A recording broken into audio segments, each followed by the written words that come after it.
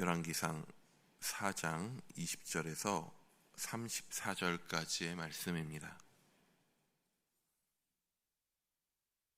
열왕기상 4장 20절에서 34절까지의 말씀을 우리 한 절씩 교독하도록 하시겠습니다. 유다와 이스라엘의 인구가 바닷가에 모래같이 많게 되매 먹고 마시며 즐거워하였으며 솔로몬이 그 강에서부터 블레셋 사람의 땅에 이르기까지와 애굽 지경에 미치기까지의 모든 나라를 다스림으로 솔로몬이 사는 동안에 그 나라들이 조공을 바쳐 섬겼더라. 솔로몬의 하루의 음식물은 가는 밀가루가 30고로요 굵은 밀가루가 60고로요 양이 100마리며 그 외에 숫사슴과 노루와 암사슴과 살찐 새들이었더라. 솔로몬이 그 강 건너편을 딥사에서부터 가사까지 모두 그 강 건너편의 왕을 모두 다스림으로 그가 사방에 둘린 민족과 평화를 누렸더니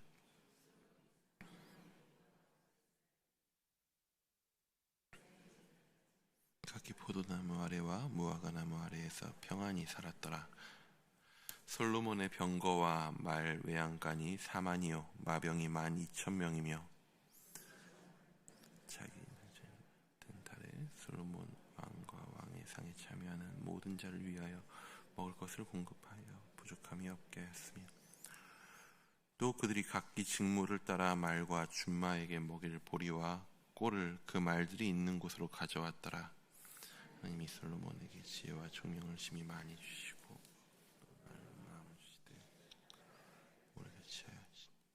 솔로몬의 지혜가 동쪽 모든 사람의 지혜와 애굽의 모든 지혜보다 뛰어난지라.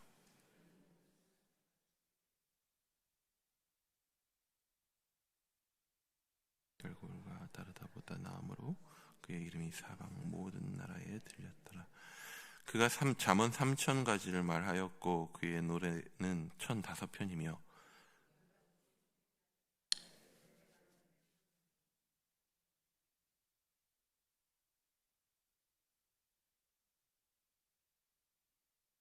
함께 읽습니다.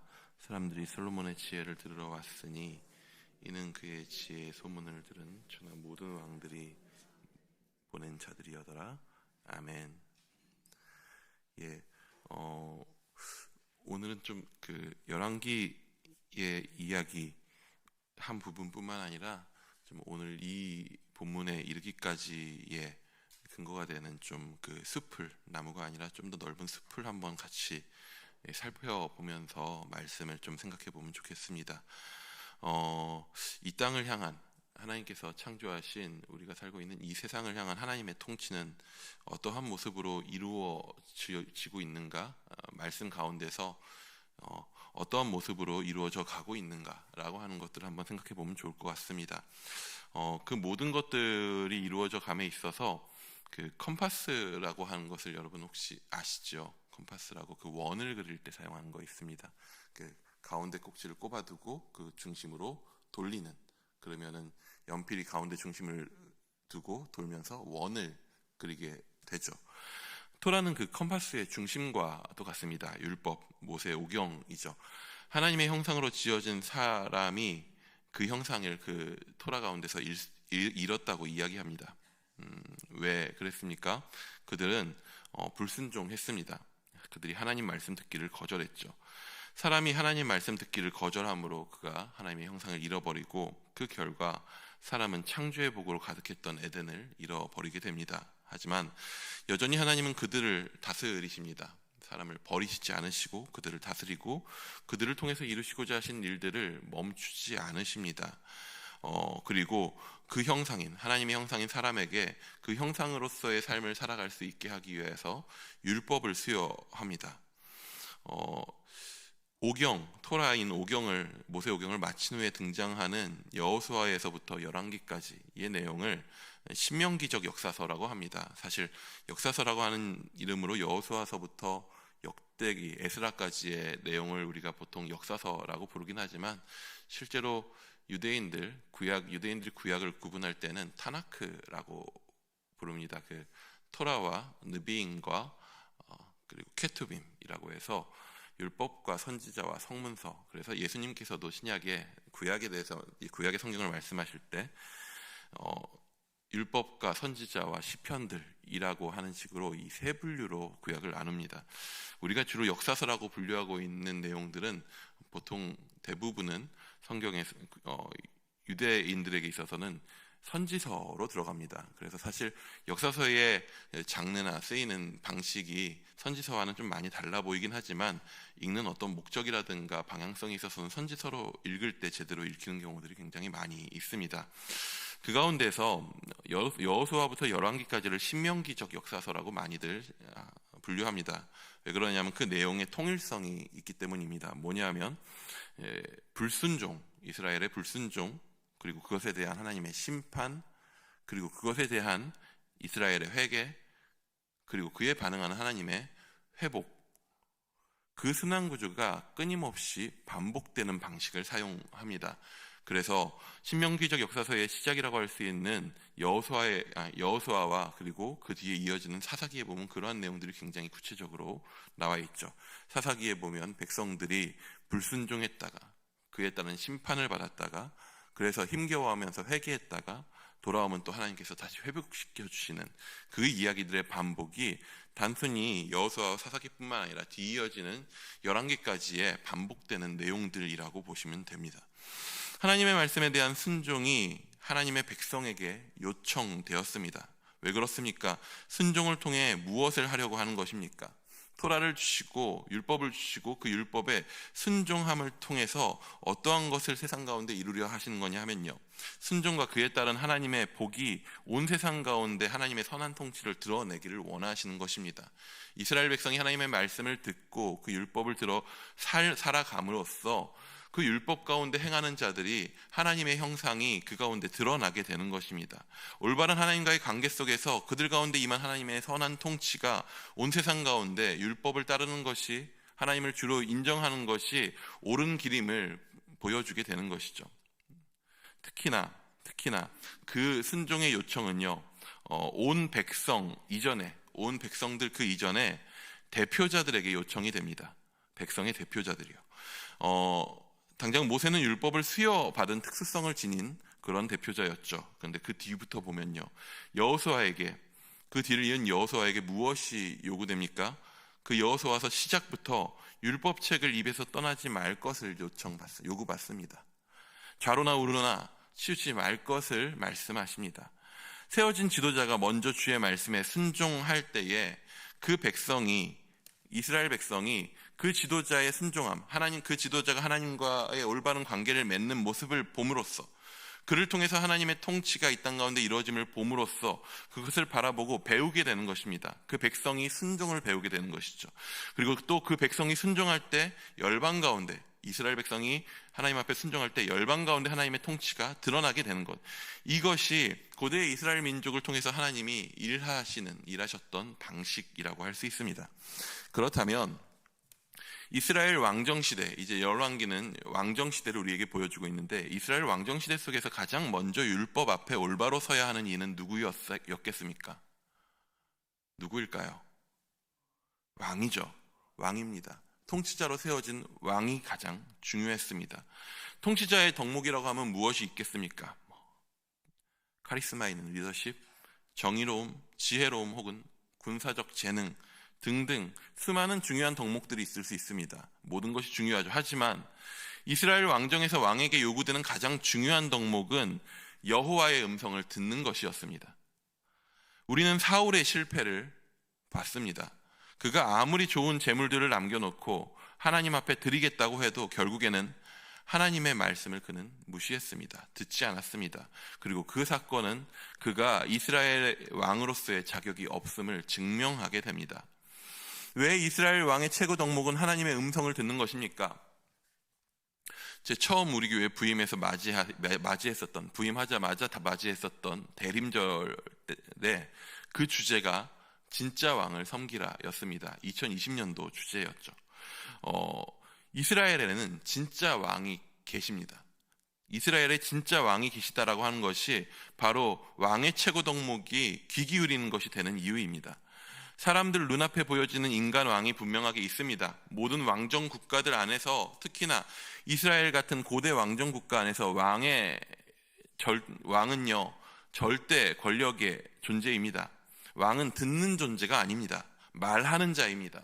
법치라는 것이 제대로 형성되지 않은 세상 속에서 그의 말이 법이었습니다. 혹은 법이 있어도 왕은 법 위에 있는 존재였죠. 하지만 이스라엘의 인간 왕은 그런 존재가 아니었습니다. 이스라엘의 왕은 진짜 왕이신 여호와 하나님의 대리자이자 진짜 왕의 눈에 보이는 형상, 진짜 왕이신 하나님을 드러내 보이는 형상으로서의 역할을 가지고 있습니다. 인간 왕은 백성들 가운데 보이지 않는 진짜 왕이신 하나님을 보여주는 존재였습니다. 첫 사람이 피조 세계 가운데 했었던 그 하나님의 형상으로서 역할 그대로를 받고 있는 것이죠. 그렇기에 그에게 가장 중요한 것이 무엇입니까? 바로 그의 말씀을 듣는 것입니다. 오늘 본문은 에덴에서 잃어버렸던 하나님이 주시는 풍성한 창조의 복이 회복된 듯한 모습을 보여줍니다. 우리 오늘 본문 20절 말씀을 한번 같이 읽어보도록 하겠습니다. 20절입니다. 시작.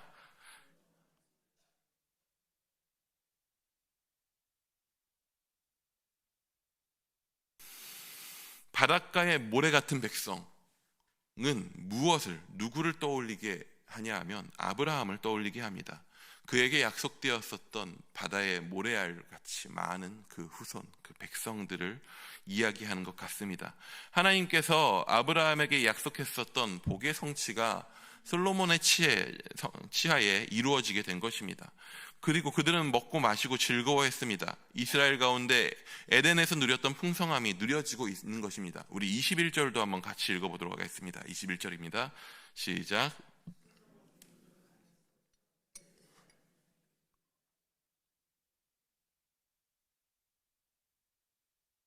솔로몬이 사는 동안에 그 나라들이 조공을 바쳐 섬겼더라. 여기서 말하는 이 강과 이 경계들은 또한 하나님께서 아브라함에게 약속하셨던 것이 또 이루어지고 있음을 보여줍니다. 창세기 15장 18절에는 이렇게 말씀합니다. 그날에 여호와께서 아브라함과 더불어 언약을 세워 이르시되 내가 이 땅을 애굽의 강에서부터 그 큰 강 유브라데까지 내 자손에게 주노니라고 했었던 그 말씀의 성취가 마치 이루어진 것처럼 그 주변 국가 가운데에 평화가 전달되고 이스라엘의 통치가, 정확히는 이스라엘을 다스리는 하나님의 통치가 그 주변 국까지 번져가는 것들을 우리는 보게 됩니다.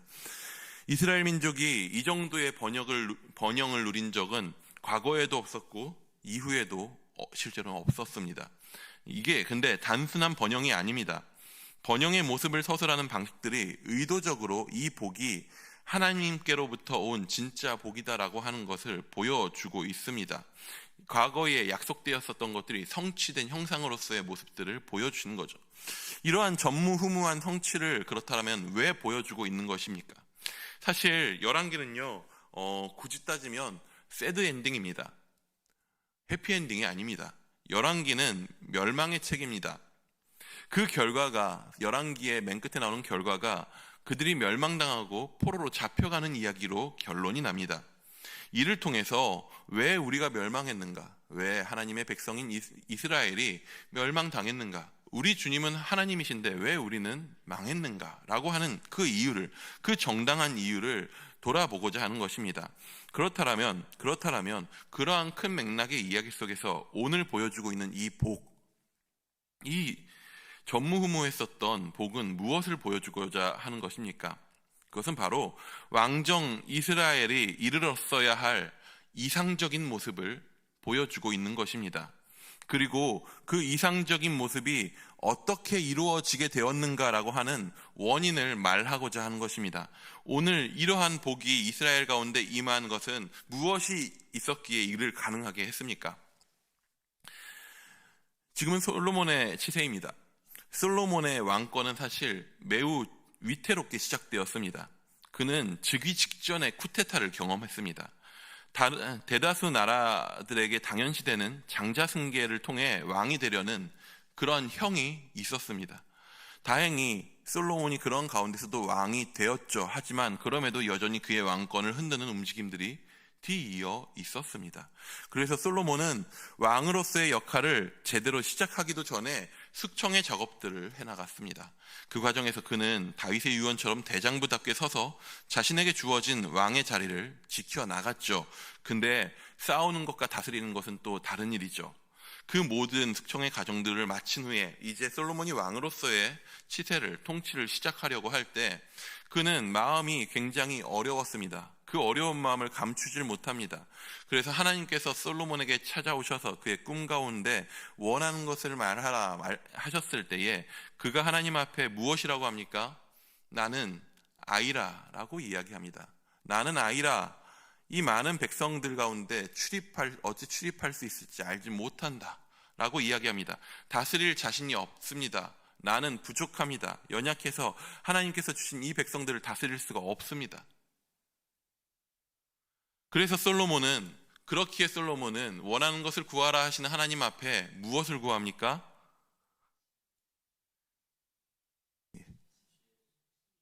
아닙니다. 아니에요. 듣는 마음을 구합니다. 사실 같은 말이라고도 할 수 있죠. 왜냐하면 이스라엘에게 있어서 지혜라고 하는 것은 여호와를 인정하는 것이거든요. 그런 면에 있어서 그의 음성을 듣는 것이 결론적으로는 지혜다라고 해서 지혜라고 말할 수 있겠지만 사실 이 지혜라고 하는 단어의 의미 범주는 우리가 사용할 때는 이스라엘에서 사용됐었던 그 지혜의 범주와는 좀 많이 다른 부분들이 있다 보니까 우리의 똑똑함을 가리킬 때가 굉장히 많이 있습니다. 그러면 오해하기 쉽게 되죠. 솔로몬은 하나님 앞에 구합니다. 나는 이 백성을 다스릴 수 없는 부족한 자이기에 듣는 마음을 구합니다. 위에 계신 진짜 왕의 말씀에 귀 기울일 수 있는 마음을 구한 것입니다.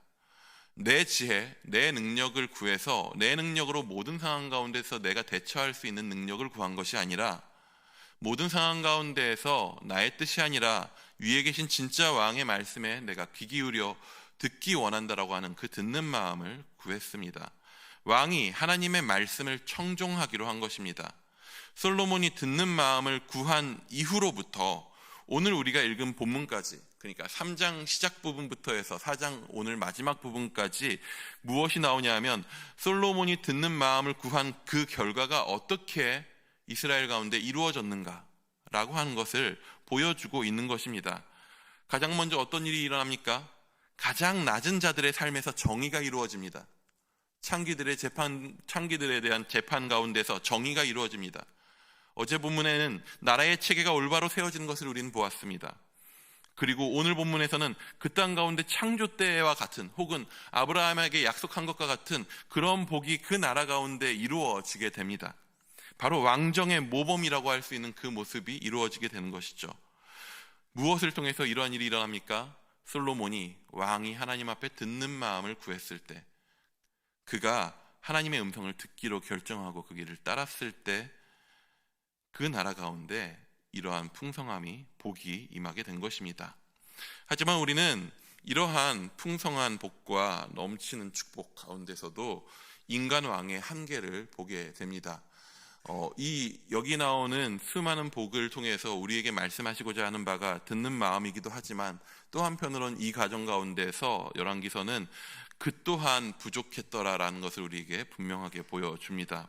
이렇게 뛰어난 솔로몬이지만 그는 그의 치세는 결론적으로 우리가 알고 생각하는 것보다 훨씬 더 많은 비난을 받습니다.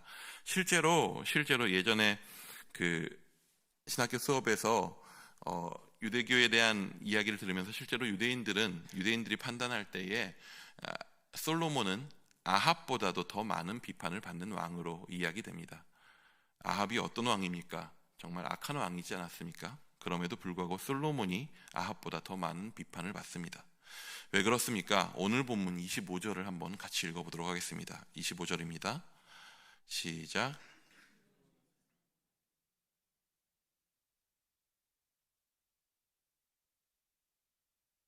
죄송합니다. 26절입니다.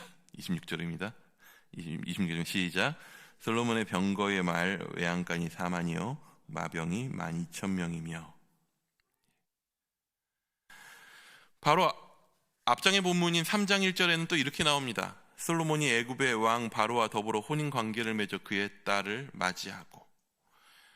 이스라엘 왕의 모범과도 같은 솔로몬의 서사 중간중간에 삑사리들이 끼어듭니다.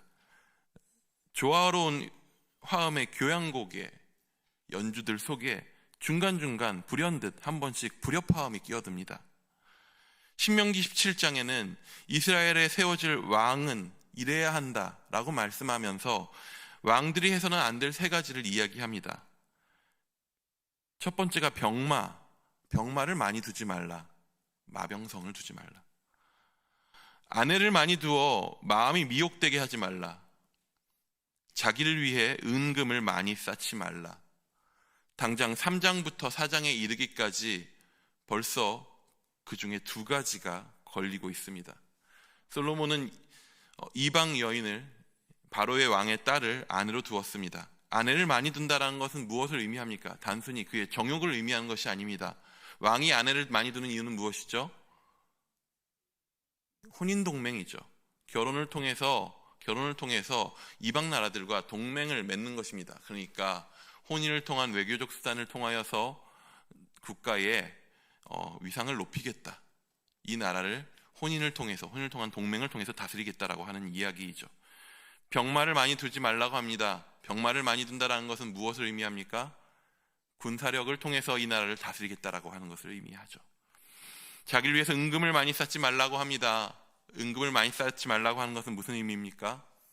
나라의 부를 통해서 이 나라를 다스릴 수 있다라고 생각하지 말라는 것입니다. 왕은 군사력과 경제력과 그리고 외교력을 통해서 나라를 다스리지 말라고 하는 것입니다. 왕은 오직 여호와의 율법에 귀 기울이라고 하는 것입니다. 그렇다고 외교를 하지 않을 것도 아니고 그렇다고 군사를 두지 않을 것도 아닙니다. 그럼에도 불구하고 그 마음이 미혹되어서 하나님의 음성이 아닌 다른 어떠한 것들에 그 마음을 쏟게 되는 것을 성경은 금하고 있었습니다. 하지만 안타깝게도 솔로몬은 그 모든 것들을 합니다. 그가 올바른 모범을 보이며 나라를 다스리고 있었던 그 과정 가운데 불현듯 한 번씩 한 구절씩 그렇게 끼어듭니다. 그것이 하나씩 쌓여서 솔로몬은 점점 무너져 갑니다. 그리고 솔로몬 치사의 마지막 그 나라는 결국에 둘로 쪼개져 버리게 됩니다. 그의 아들 때에 와서 나라가 둘로 갈라지게 되는 건 사실 따지면 그의 아들의 잘못이라기보단 솔로몬의 치세 때 생겼었던 수많은 일들 때문이었습니다. 여러분, 이것이 인간 왕의 한계입니다. 그리고 우리의 한계이기도 합니다. 사실 지금은 개개인이 왕인 시대입니다. 자신의 인생의 주인이 옛날에는 다 왕이라고 생각했고 위에 있는 누군가라고 생각했지만 이 시대에는 나의 인생의 주인은 나라고 믿고 살아갑니다. 그것이 어떻게 보면 자유로운 세상이죠. 하지만 나의 인생의 주인이 내가 되자 정말 우리는 수많은 순간 내가 왕으로서 내 삶을 통치하려고 할 때가 많이 있습니다. 참된 하나님의 형상을 하나님께서 우리에게 주셨습니다. 하지만 우리는 끊임없이 우리의 뜻대로 우리의 길을 개척하고 열어가려고 합니다.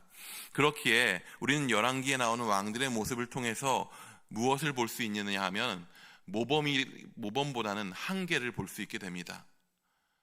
어떤 왕을 보고 내가 이렇게 해서 지혜롭게 돼야지, 힘을 얻어야지, 이러한 일들을 이루어야지가 아니라 그들이 아무리 날고기여도 한계가 있는 인간이었음을, 아무리 뛰어난 성취를 보여주더라도 결국 우리는 한계를 가진 존재임을 인정하게 됩니다.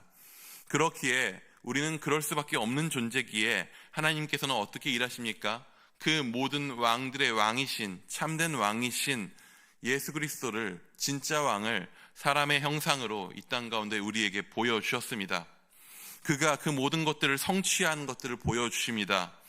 자신에게 많은 부와 많은 힘을 쌓아서 사람들을 돕는 것이 아니라 자신의 가난하여짐으로, 자신의 희생으로 모든 이들을 섬기고 모든 이들을 회복시키십니다. 그분은 자신의 희생으로 우리에게 영원한 복을 약속해 주십니다. 그가 참된 하나님의 형상을 우리에게 주셨기에 우리는 그를 볼 때 감동하고 감격합니다. 그를 바라보며 그의 음성을 들으며 감동하고 감격할 때에 우리가 오늘 삶 가운데서 어떻게 주를 따라갈 것인지를 알게 되고 그렇게 살아갈 힘을 얻게 됩니다. 그분이 결국에 그 모든 과정, 하나님께서 계획하셨던 그 모든 통치를 우리 가운데 완성하실 것입니다. 오늘 우리의 수고로, 우리의 애씀으로, 우리의 능력으로 살아가는, 그래서 우리가 무언가를 성취하는 삶을 꿈꾸지 않기 원합니다. 예수께서 이 땅 가운데 오셔서 우리 가운데 보여주신 삶, 그 삶을 통하여서 우리 가운데 이루어질 영원한 완전한 복을 꿈꾸며 오늘 우리에게 주어진 것들을 누리며 그분의 삶에 감동하며 그분의 길에 한 걸음씩 한 걸음씩 쫓아갈 수 있기를 축복합니다. 기도하겠습니다.